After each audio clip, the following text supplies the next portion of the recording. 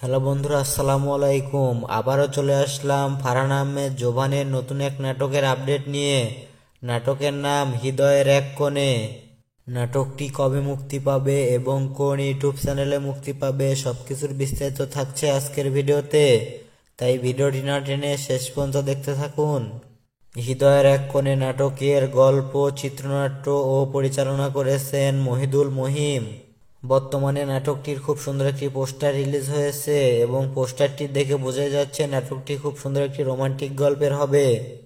হৃদয়ের এক কোণে নাটকে অভিনয় করেছেন ফারহান আহমেদ জোভান, তানজিম সারাত, টিনি সহ আরও অনেকে।